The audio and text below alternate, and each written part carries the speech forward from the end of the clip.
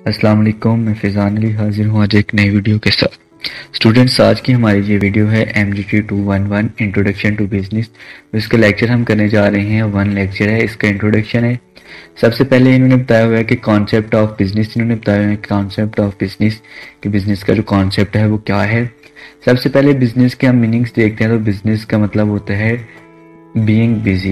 being busy या to be busy. Literally the word business means the state of being busy or to be busy, और जो person इसमें busy रहता है उसको हम बिजनेसमैन कहते हैं। Generally the term business includes all activities concern with earning money. तो बिजनेस का सबसे पहला जो मकसद होता है वो होता है अर्निंग मनी या अर्निंग प्रॉफिट। जो भी बिजनेस होगा उसका मकसद होगा अर्निंग मनी या अर्निंग प्रॉफिट। जिनका मकसद नफ़ा कमाना नहीं होगा, मनी बनाना नहीं होगा, वो NGOs में आएंगे, वो बिजनेस में नहीं आएंगे।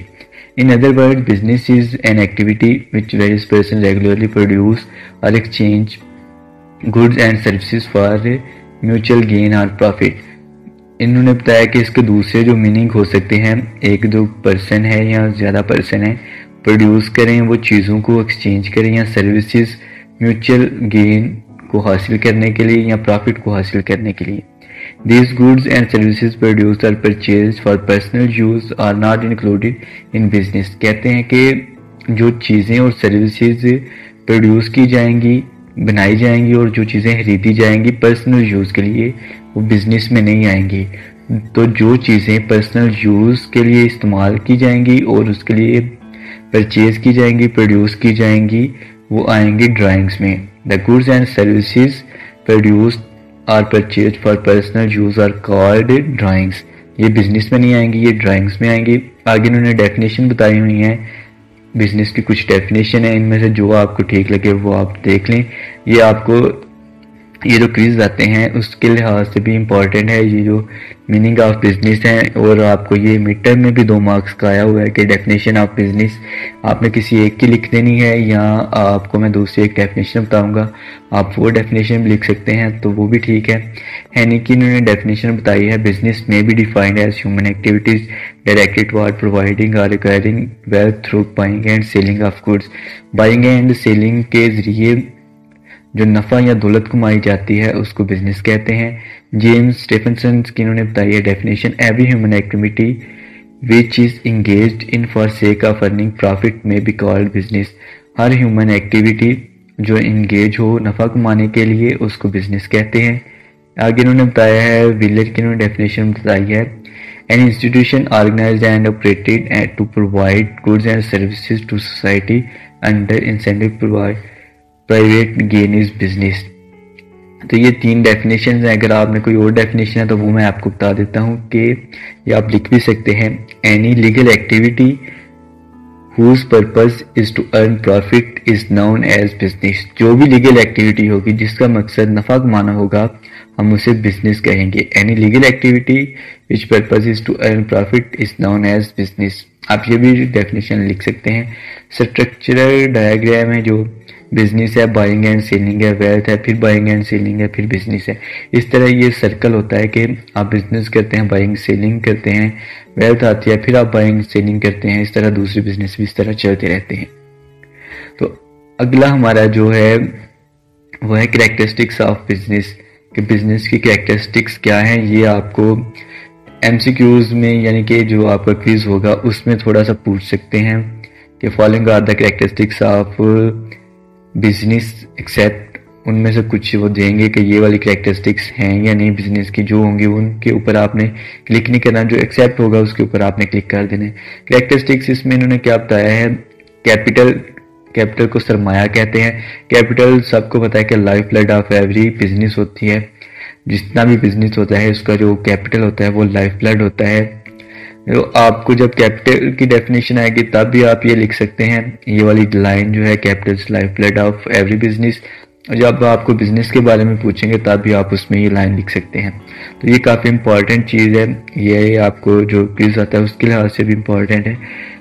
It is the most important and essential element of the business. ये बिजनेस के लिए सबसे ज़रूरी और नहायत ही अहम होती है। ये लोन भी हो सकता है या फाइनेंशियल इंस्टीट्यूशन से हम जो लेते हैं कर्ज वगैरह वो भी हो सकता है, या हमारी अपनी जो होती हैं पैसे वो भी, इसको भी कैपिटल कहते हैं।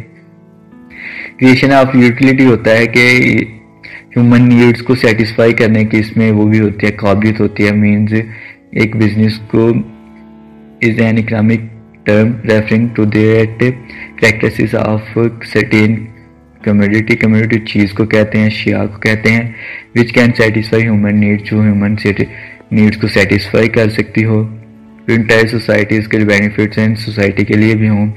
ये इतना ज़्यादा इम्पॉर्टेंट नहीं है, इसको ना ये पेपर में भी नहीं आपको आता, और ना ही MCQs के क्विज के लिए कह लो कि आपको पूछ सकते हैं, और ये बहुत रेयर चांसेस हैं कि ये आपको आए। उसके बाद है डीलिंग गुड्स एंड सर्विसेज के जो होते हैं, बिजनेस होता है वो डील करता है गुड्स एंड सर्विसेज में, चाहे वो सेल एंड परचेज करे, प्रोडक्शन करे, exchange of goods and services करे। तो ये आपने एक दफ़ा बस इसकी कैरेक्टरिस्टिक्स पढ़ लेनी है। एम्प्लॉयमेंट क्या होता है कि बिजनेस जो होता है वो एम्प्लॉयमेंट पैदा करता है, वो अपॉर्चुनिटीज़ पैदा करता है, एम्प्लॉयमेंट के मौका फराहम करता है, लोगों के लिए एम्प्लॉयमेंट पैदा करता है। इस्लामिक प्रोसेस है कि बिजनेस जो होता है वो रिस्क हलाल होता है, जो हम बिजनेस से प्रॉफिट कमाते हैं, लीगल एक्टिविटीज से जो हम नफ़ा कमाते हैं वो रिस्क हलाल होता है इस्लामिक पॉइंट ऑफ व्यू से। Motive of business is to earn profit, इसके जो मकसद होता है वो यही होता है कि अर्न प्रॉफिट, नफ़ा कमाया जाए। Organisation, every business needs an organisation for its successful working. A proper organisation is helpful in smooth running of business achieving its objectives. Business जो होते हैं कि ऑर्गेनाइजेशन भी होते हैं जो बिजनेस को रनिंग स्मूथली चलाने के लिए होती है। उसके बाद production of purchase of goods, a business deals production और परचेज ऑफ गुड्स। ये प्रोडक्शन को कह लें कि चीज़ें बनाता है और उनको खरीदता भी है। These goods are supplied to the people, ये लोगों को वो सप्लाई की जाती हैं उनकी ज़रूरियात को पूरा करने के लिए। उसके बाद इसकी कैरेक्टरिस्टिक्स है रेगुलर ट्रांजैक्शन। बिजनेस की जो नेचर होती है वो रेगुलर ट्रांजैक्शन होती है, कि ये नहीं होता कि रेगुलर ट्रांजैक्शन ना हो। मीन्स आपने कोई चीज़ बना लिया है तो उसको बना के ही रख ही दें, तो ये नहीं होता। इसमें रेगुलर ट्रांजैक्शंस होती हैं बिजनेस में, चाहे वो पैसे की सूरत में हो, और जो आपके वो प्रोडक्ट्स वगैरह होती हैं वो भी रेगुलर ट्रांजैक्शन ही होती हैं। रिस्क एंड अनसर्टेनिटी, बिजनेस में रिस्क होती है, बिजनेस में अनसर्टेनिटी होती है, गैर यकीनी होती है, सूरत हाल इसमें होती है, रिस्क और अनसर्टेनिटी होती है बिजनेस में।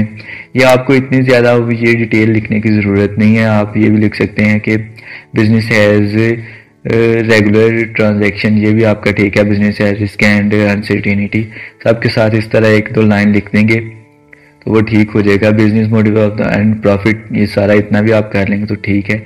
सो उसके बाद ये आपको सारा लिखने की ज़रूरत नहीं है, जो जो आपके माइंड में आता जाएगा आप उसको लिखते जाएंगे।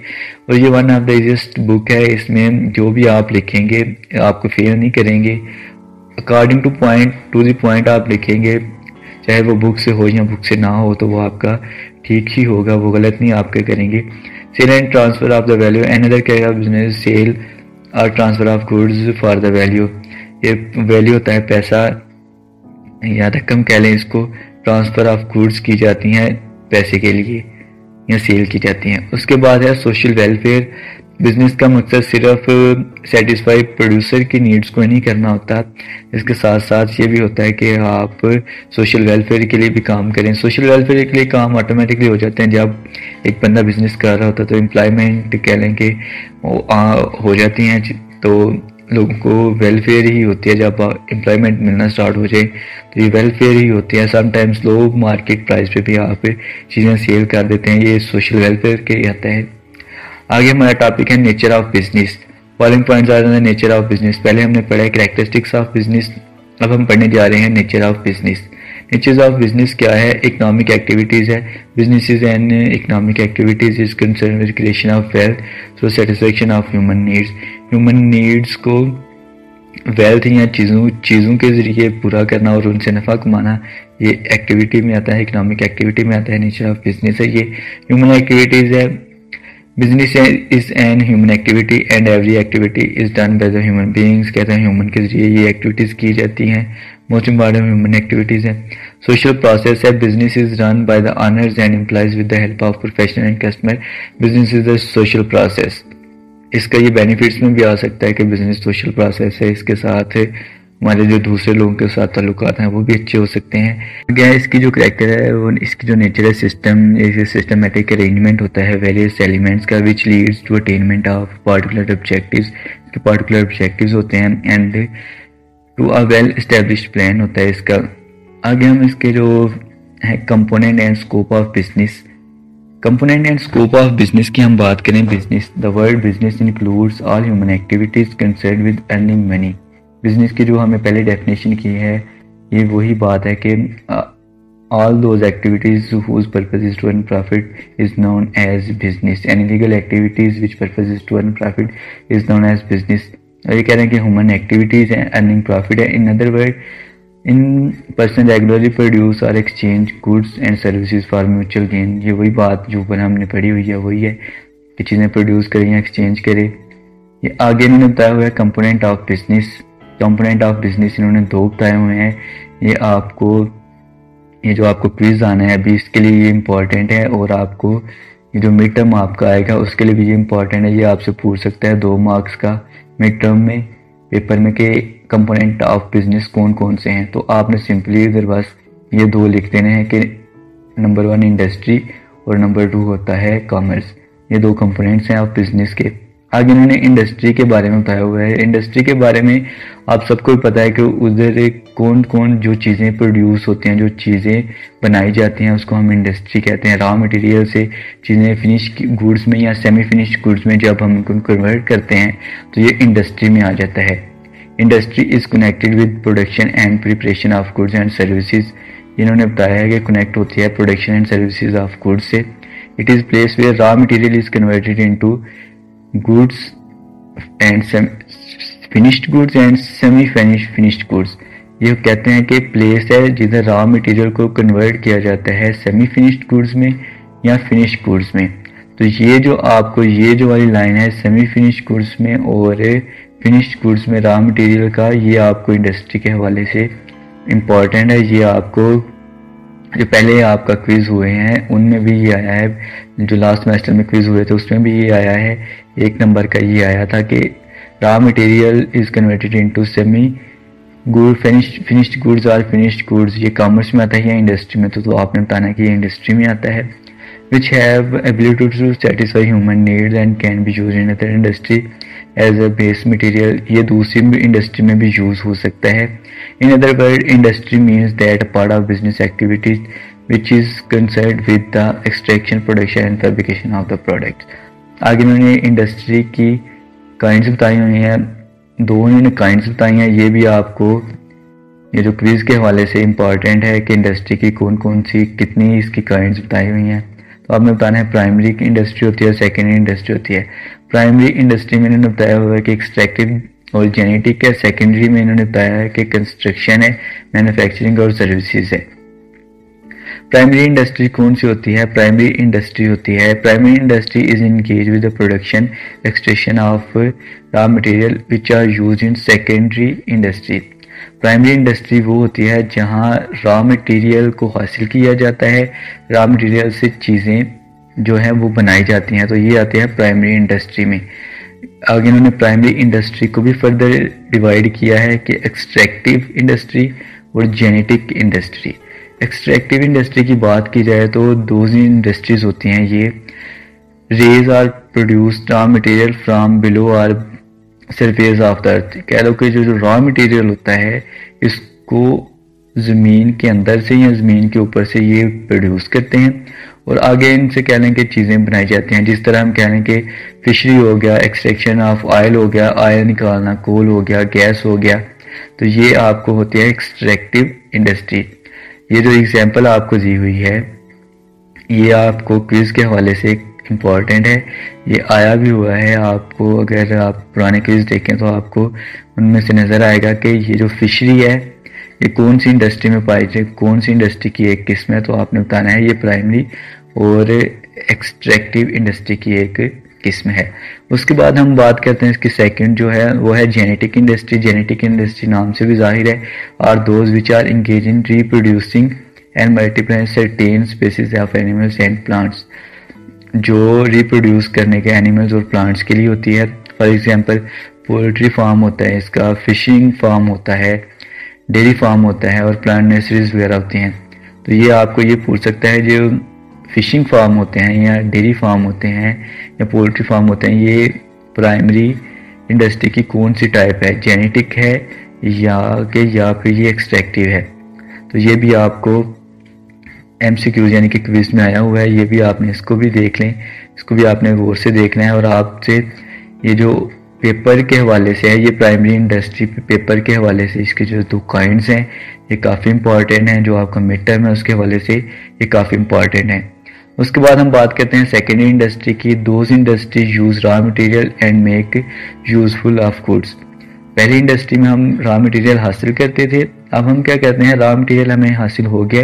सेकेंडरी इंडस्ट्री में हम क्या करते हैं, मेक यूजफुल गुड्स हम बनाते हैं। इसमें रॉ मटेरियल से हम चीज़ें प्रोड्यूस करना अब स्टार्ट हो गए हैं। Raw material of this industries obtain from primary industry. जो उधर से हमें मटेरियल हासिल होगा वो हम इधर यूज़ करते हैं और हम इधर से जो चीज़ें हैं वो यूज़फुल चीज़ें हम इधर बनाते हैं। इसकी जो टाइप्स हैं डिवाइड की गई हैं इंडस्ट्री की, वो है कंस्ट्रक्टिव इंडस्ट्री है, मैन्युफैक्चरिंग इंडस्ट्री है, सर्विसेज इंडस्ट्री है। कंस्ट्रक्टिव इंडस्ट्री क्या होता है, all kinds of construction are included in the industry, in this industry. For example building हो गया, रोड्स हो गए, ब्रिजेस हो गए, ये कंस्ट्रक्टिव में आ जाता है, कंस्ट्रक्शन में आ जाता है ये सारा। तो ये सेकेंडरी इंडस्ट्री है। मैन्युफैक्चरिंग इंडस्ट्री है, material to some finished goods और सेमी फिनिश्ड गुड्स है। फॉर एग्जाम्पल है टेक्सटाइल है, शुगर मिल्स वगैरह इसमें आ जाते हैं।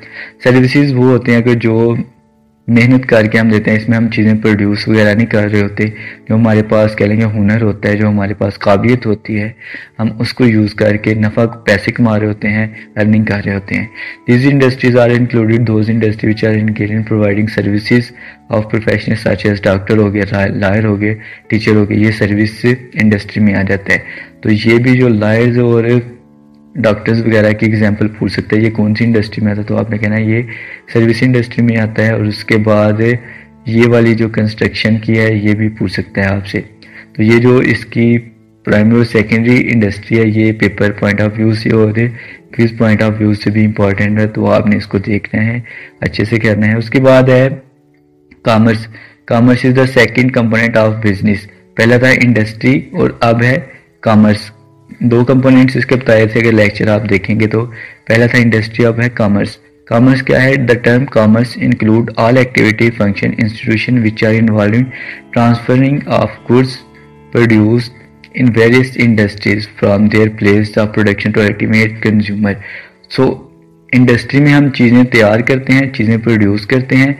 कॉमर्स में हम क्या करते हैं, चीज़ें जो हमारे पास बन के आ जाती हैं हम उनको ट्रांसफ़र करते हैं दूसरी इंडस्ट्रीज में और हम इनको अल्टीमेट यूज़र यानी कि एंड यूज़र तक हम उनको पहुंचाते हैं, तो इसको हम कॉमर्स कहते हैं।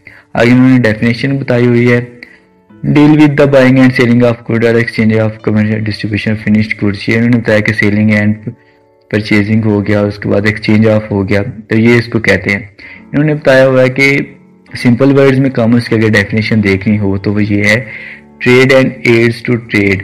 ट्रेड होता है तिजारत, ठीक है। उसके बाद एड्स टू ट्रेड होता है कि जो अवामल या जो कह लें कि चीज़ें ट्रेड को ट्रेड में आसानी पैदा करते हैं उसको हम कहते हैं एड टू ट्रेड। यानी इसमें हो जाता है बैंक हो जाते हैं, इंश्योरेंस वगैरह इसमें आ जाता है, ये हम आगे जाके पढ़ते हैं।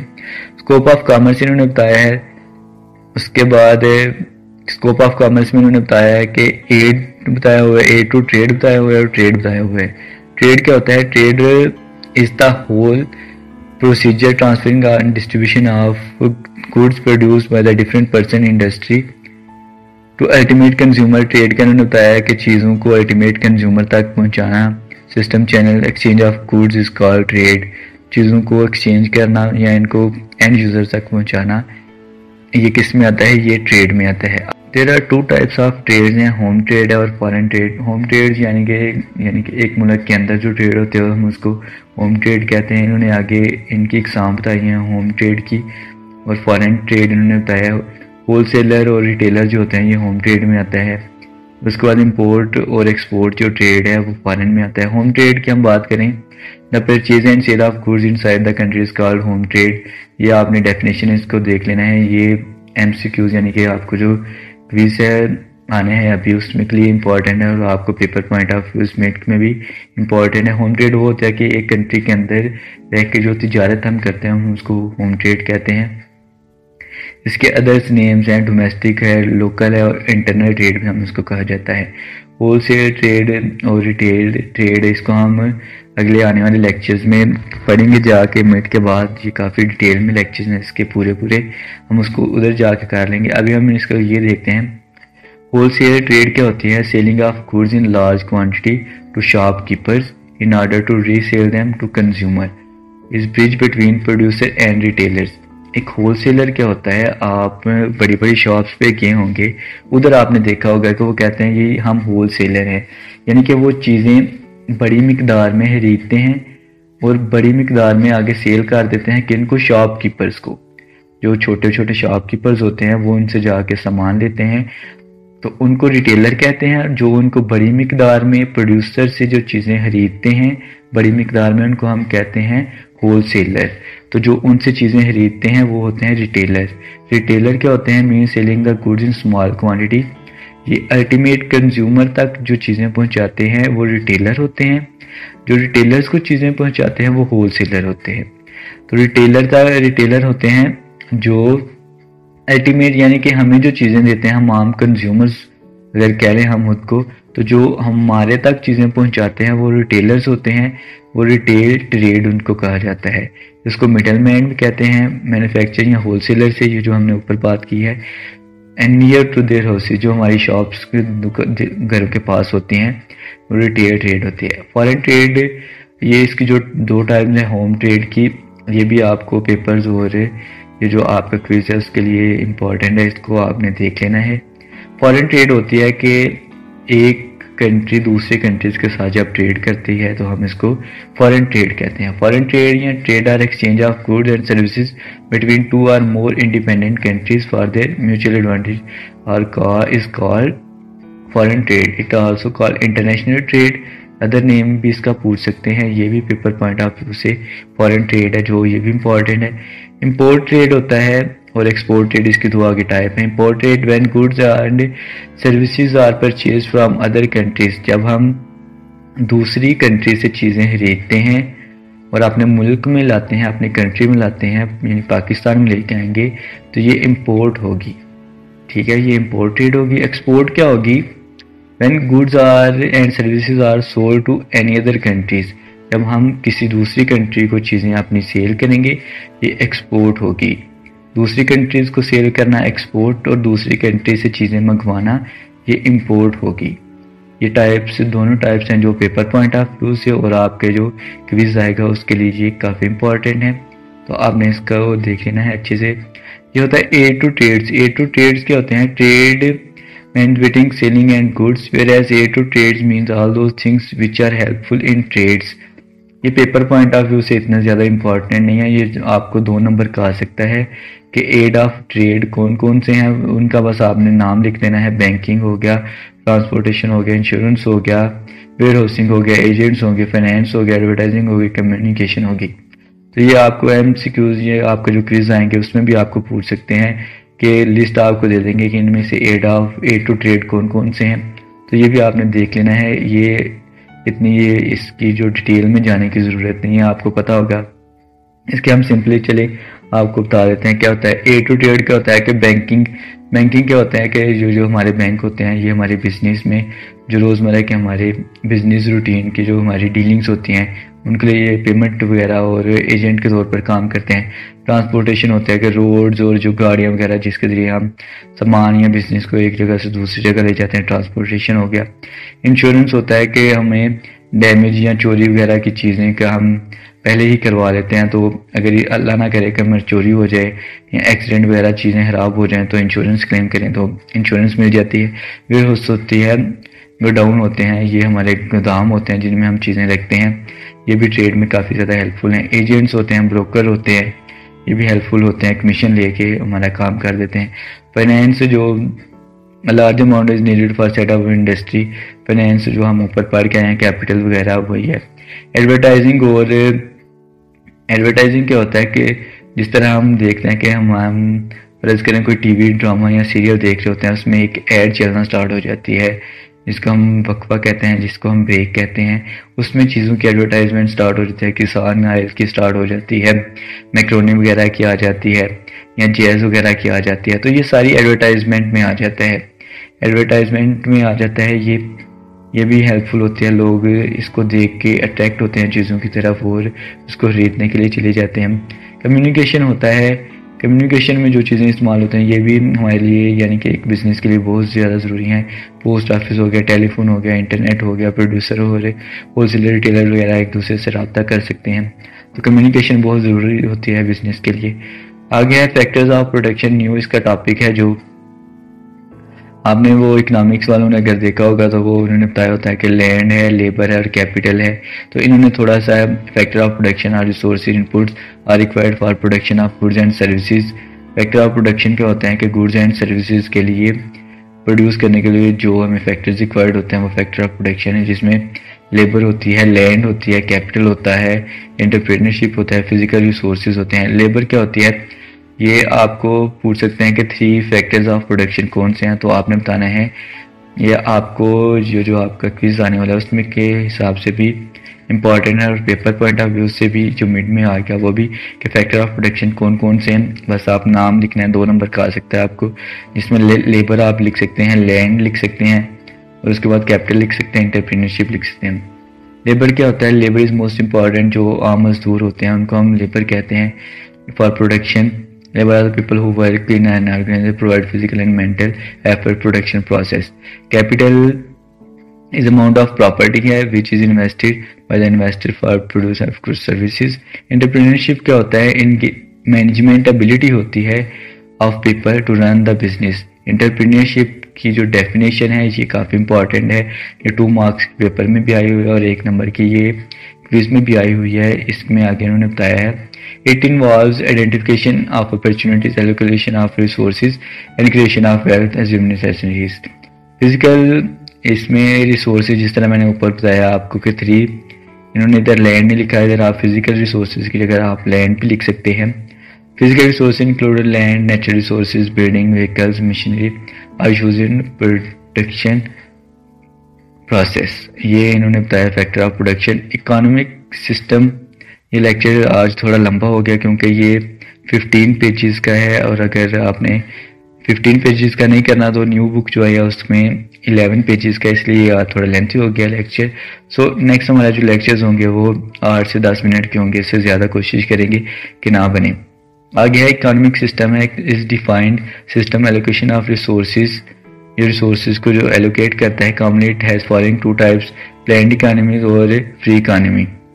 इसमें ये इतना ज़्यादा इंपॉर्टेंट नहीं है। प्लान इकोनॉमी क्या होता है, the government decide that how many resources are to be generated and how will be resources will be allocated. इसमें प्लान इकोनॉमी में गवर्नमेंट ही सारा तय करती है कि ये रिसोर्सेज कैसे जनरेट किए जाएंगे और इनको कैसे एलोकेट किया जाएगा। Government determine the key economic function, government ही इसको फंक्शन करती है, सारा कुछ गवर्नमेंट के हाथ में ही होता है।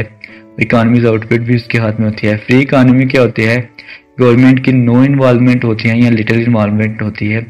इसका जो है free market economy, demand and supply market determines allocation resources, little no इनकॉनमी की economy is work for home for product. Free market economy increases efficiency, ये इन्होंने बताया जी, एफिशिएंसी इंक्रीज करती है और बेटर क्वालिटी प्रोड्यूस करती है। तो ये इतना ज़्यादा इंपॉर्टेंट नहीं है। अब हम चलते हैं हमारे नेक्स्ट टॉपिक की तरफ जो है इन्वायरमेंटल फैक्टर्स। इसकी जो टाइप्स हैं तो ये आपसे पूछ सकते हैं कौन कौन सी टाइप हैं, एक्सटर्नल फैक्टर्स और इंटरनल फैक्टर्स।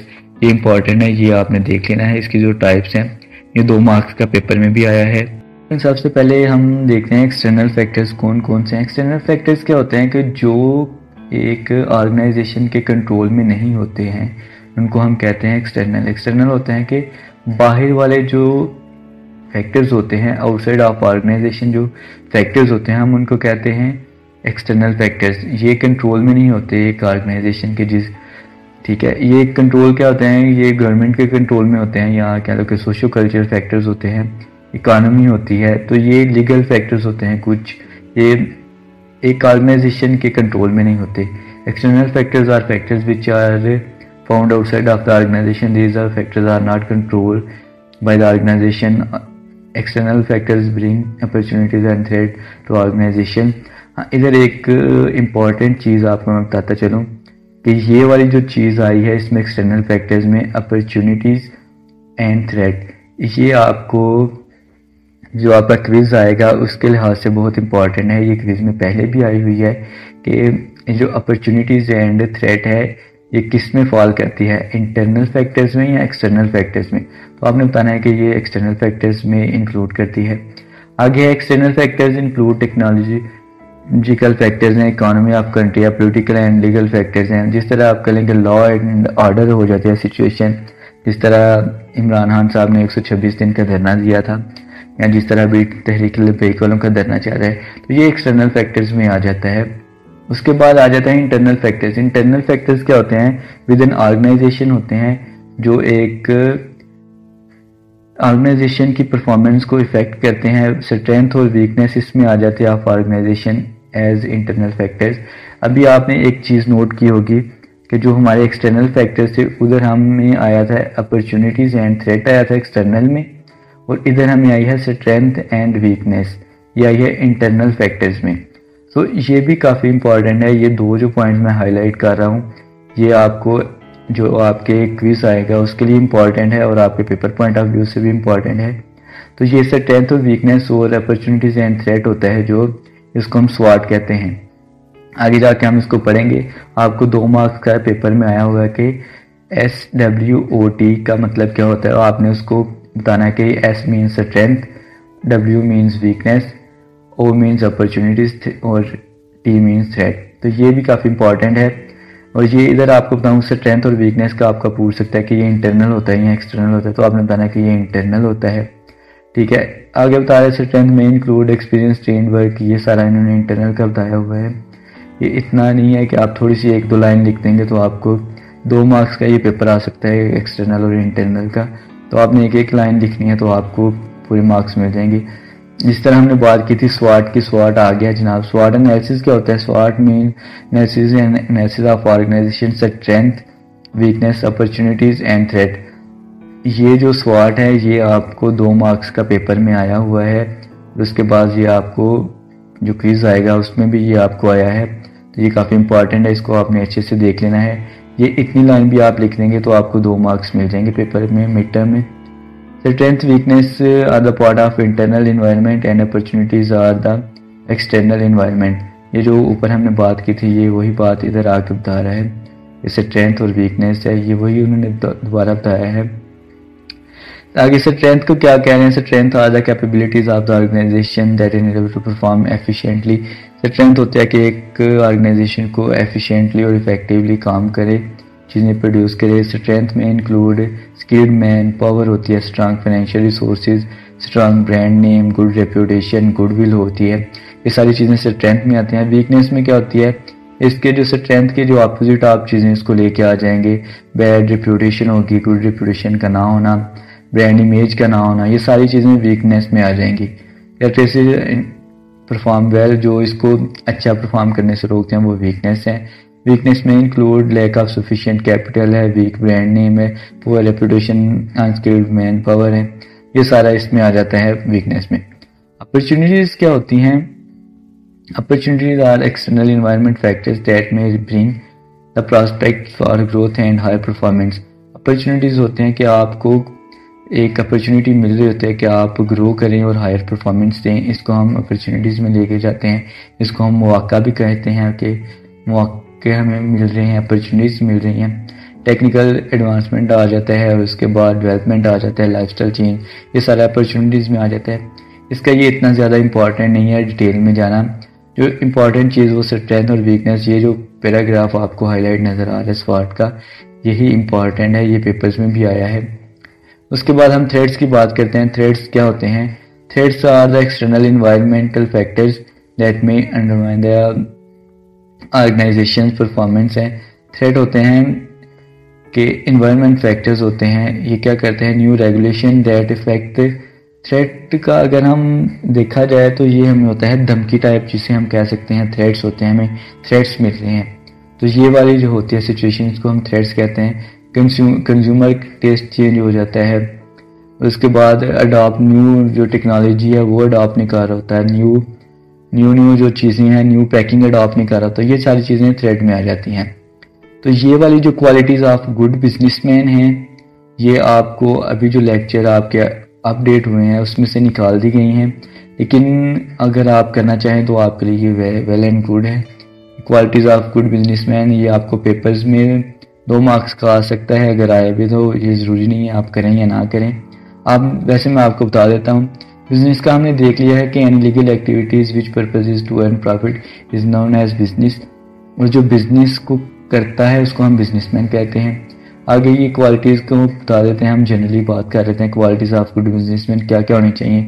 कि एबिलिटी टू प्लान होना चाहिए, कि प्लान करने की एबिलिटी होनी चाहिए, एक्टिवेट होना चाहिए, उसको आपने कम्युनिकेशन करनी चाहिए अपने वर्कर्स के साथ, बोल्ड एंड करेज होना चाहिए उसको, ग्रेट एज अ बिजनेसमैन है कि, और एंग्री डिसीजन गिविंग लॉज उसको बोल्ड होना चाहिए, मीन्स के बहादुर भी होना चाहिए, डिसीजन ले उस पर कायम रहे, कोऑपरेशन करे अपने बिजनेस पार्टनर्स के साथ, अपने वर्कर्स के साथ, कर्टिसी होनी चाहिए, courtesy is oil of business के ये कह रहे हैं कि cost nothing but wins the reputation, अगर आप किसी के साथ इज्जत से बात करेंगे, कर्टिसी होगी आपकी बात में, तो आपकी तरफ वो माइल होना बंदा स्टार्ट हो जाएगा। डिसीजन मेकिंग उसको एक डिसीजन मेकिंग होनी चाहिए, उसमें ये नहीं कि ले डिसीजन करे, कैसे डिसीजन बनाना चाहिए जो कंपनी के लिए फ़ायदेमंद हो, डिसिप्लिन खुद भी डिसिप्लिन हो और दूसरों को भी डिसिप्लिन के लिए बोले। वैल्यूएटर है कि businessman has to check himself that he is working think can make business in progress. Valuator होना चाहिए, फोरसाइट के दूरअंदेश होना चाहिए, उसको पता होना चाहिए कि लोगों का टेस्ट चेंज हो सकता है, हमें क्या क्या डेवलपमेंट करने चाहिए। Honesty is the best policy, honesty होनी चाहिए, इसमें ऑनेस्ट होना चाहिए अपने जॉब के साथ, अपने वर्कर्स के साथ, अपनी कंपनी के साथ, हार्ड वर्किंग होना चाहिए उसको। इनिशिएटिंग होना चाहिए कि moving fast very speed, businessman should have ability take initiative, उसको न्यू स्टेप लेने चाहिए, न्यू मेथड्स अप्लाई करने चाहिए, उसको नॉलेज होना चाहिए बिजनेस का, उसको अपनी जॉब का नॉलेज होना चाहिए, नॉलेज ऑफ ट्रेड होना चाहिए उसके पास, लीडरशिप होना चाहिए उसको, लीडरशिप उसके अंदर क्वालिटीज़ होनी चाहिए कि वो एक फैसला कर ले तो बाकी सबको फॉलो करवाने की उसमें हिम्मत हो। लीडर का काम ही ये होता है कि वो फैसले करता है, फैसले बनाता है, एक अच्छे डिसीजन लेता है। नेगोशिएटर के दूसरों के साथ नेगोशिएट कर सकता हो, अच्छा कम्युनिकेटर हो, कम्युनिकेशन कर सकता हो, आप कम्युनिकेशन में लगा सकते हैं। उसकी अच्छी पर्सनैलिटी हो, पर्सनैलिटी दे के ये ना हो कि ये बंदा लगता नहीं है कि ये बिजनेसमैन है या नहीं, कि उसकी अच्छी पर्सनैलिटी हो, अच्छा वेल एजुकेटेड हो, वेल उसकी पर्सनैलिटी हो, अट्रैक्टिव पर्सनैलिटी हो, क्विक डिसीजन मेकिंग हो, उसकी डिसीजन मेकिंग जल्दी जल्दी कर सकता हो, लेट डिसीजन मेकिंग ना करता हो, रिस्पॉन्सिबिलिटी अपना जो काम है उसको रिस्पॉन्सिबिलिटी समझ के कर रहा हो, ज़्यादा से ज़्यादा उसको अच्छे से करे। रिव्यू अपनी जो उसको पॉलिसीज़ बनाता है उसको रिव्यू करे, उसको बार बार देखे, कोई अगर गलती है तो उसको ठीक करे। साउंड फाइनेंशियल मैनेजमेंट, उसकी जो फाइनेंशियल मैनेजमेंट है वो उसकी अच्छी होनी चाहिए, उसको नॉलेज होना चाहिए इस चीज़ का। सेल्फ कॉन्फिडेंस होना चाहिए उसको, कॉन्फिडेंस टैक्ट होने चाहिए, उसमें टेक्निकल स्किल्स होनी चाहिए। ये सारी चीज़ें एक गुड बिजनेसमैन में आ जाती हैं। तो स्टूडेंट्स ये था आज का हमारा लेक्चर। आई होप आपको ये वीडियो अच्छी लगी होगी। मज़ीद वीडियोस के लिए हमारे चैनल ज़रूर सब्सक्राइब करें, और इसके साथ साथ मैं आपको बता दूं कि अगर आपको क्विज़ में या स्टडी से रिलेटेड जो भी इश्यूज़ आ रहे हैं तो आप हमसे रब्ता कर सकते हैं, हम आपका क्विज़ भी कर देंगे और स्टडी भी कोशिश करेंगे कि जो आपकी प्रॉब्लम्स हैं वो भी दूर करें। मज़ीद वीडियोज़ के लिए हमारे चैनल ज़रूर सब्सक्राइब करें। जज़ाकल्लाह।